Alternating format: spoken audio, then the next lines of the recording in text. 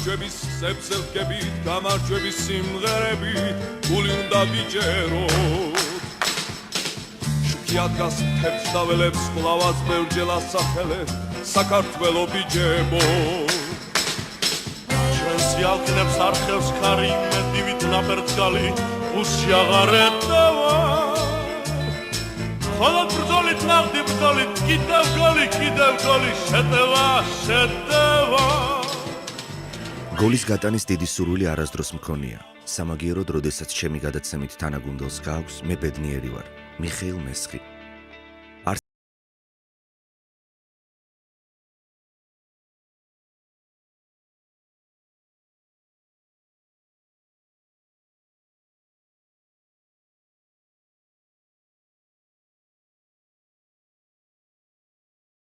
როდესაც თამაშობდა მიშა მესხი, გუნდის დაცვა იყო უკვე დანგრეული მორალურად. იმიტომ რომ ამას ვერ დაიჭერ, ამას უნდა 2 კაცი, 3 კაცი. ამას თუ 3 კაცს დაუყენებ, დანარჩენებს იქ სლავაა მეტრეველი. არანაკლები მიშაზე. ფენომენალური გუნდი იყო. თბილისი მახსოვს, მთელი ქუჩა მთელი რუსთავი პლეხანოვიდან ამოვიდნენ რუსთაველზე. სიჩუმე მანქანები არ დადიოდნენ. წარმოიდგინეთ, გაჩუმებული ქუჩა, მაშინ არ იყოს ტელეგადაცემები ტაშკენტიდან და რადიოში უსმენდა მთელი საქართველო აი იმ თამაშს. სიჩუმეში და პირველი გოლი იმათმა რომ გაიტანეს სრული სიჩუმე ჩამოვარდა პანაშვიდი დადგა პანაშვიდი და ეროსი მანჯგალაძე და კოტე მახარაძე მაინც მიყავდა არაჩვეულებრივად ხმა გაებზარა ეროსის. მაგრამ კოტე მახარაძე მაინც ოპტიმისტი იყო და ბიჭები გაიტანენ ჩვენები, აი ნახეთ რა მოხდება, აუცილებლად აი მიშა მესხმა აიღო ბურთი, აი ამას აკეთებს, იმას აკეთებს და მართლაც ჩვენებმა გაათანაბრეს, ილო დათუნაშვილს ვენაცვალე მე, დღემდე მიყვარს მინდა ჩავიხუტო ხოლმე როცა ვნახავ და გაათანაბრეს და მე კიდე 3 გოლი გაუტანეს. მოსკოვთა საჯარი მოედნის საკენი გულთ მიიღო დათუნაშვილმა აპირებს მარჯვენა ფრთიდან შესვლა სჯერ ვერ ახერხებს შემდეგ შეჭერდა ნახოთ საით მიაწვდის წინ ალბათ კარტთან დიახ ჩააწოდა გადის მესხი ნახოთ ვის აქეთ მარჯვნივ დათუნაშვილს სარაევს ფეხი აუხსნა დათუნაშვილი ურტყამს არის თავისი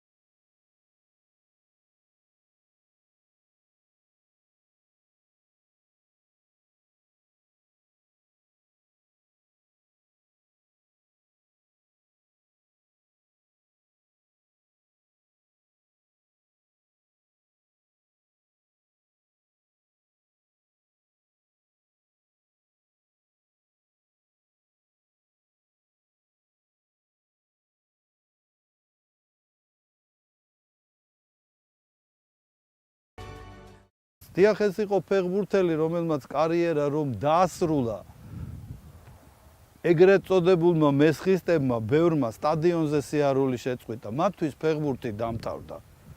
აი ამას რომ მიაღწევ ადამიანი შენს საქმეში, რომ შენს მერე არ უნდა ადამიანს ყურება იმისი, რისთვისაც სტადიონზე წლები დადიოდა, აი ამას უნდა დაფიქრება. ამბობენ რომ ცოტა ზარმაცი იყო ბუნებითო, ასე არ არის.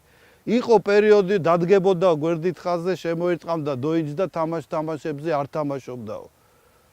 ჩავარდნა ყველას ქონია. ეთყობა გენიოსების ხვედრია, რომ აი ის ესეთი იყო. სხვანაირი არ შეიძლება ყოფილიყო. მაშინ მიშა მესხი არ იქნებოდა, იქნებოდა ვიღაც სხვა. შეიძლება ასევე კარგი. ალბათ მისი გენია სწორედ ამაში იყო, რომ აი ისეთი თამაშები აქვს, ნათამაშები, მას რომ ისტორიაშია შესული. იყო ასეთი მომენტებიც. სხვა ვარსკვლავებს ყველას აქვს. ვარსკვლავურ ავადმყოფობა სპორტში ტყილა არ არსებობს ეს ტერმინი. ვარსკვლავი რაღაცით განსხვავდება ყოველთვის. ის არ არის ჩვეულებრივი. და ვიღაცას თუ არ აპატიებდნენ, მესხს პატიობდნენ და უნდა ეპატიებიათ ვინაიდან. ეს იყო ალბათ მსოფლიო მასშტაბის საუკეთესო მარცხენა გარემარბი. ადარებდნენ მადრიდელ ხენტოს, მაგრამ ხენტო მაინც უფრო ტიტულებით იყო დიდი, ალბათ ამასაც აღნიშნავენ. უბრალოდ მადრიდის რეალში რო ხარ და ასეთ პარტნიორებთან როგორიც იყო კოპა, პუშკაში და სხვა ყველა მთელი რეალის შემადგენლობა მაშინდელი არ მახსოვს უბრალოდ ეს ორი დი სტეფანო, აი მართლაც ეს უდიდესი ფეხბურთელი. იქ თამაში ალბათ ადვილი იყო და ეს იყო და ეს მეტი კონკურენტიც კი არ ყოფილა. ფეხბურთელი არ სახელდებოდა, ვიც აი ეს თუ ის არა. სლავა მეტრეველი იყო მარჯვნივ, მიშა მესხი იყო მარცხნივ. კიდევ ერთხელ ვიმეორებ. ეპიზოდებიც კი მახსოვს, აი ჩემი ბავშვური მოგონებით მიშა მესხის თამაშის.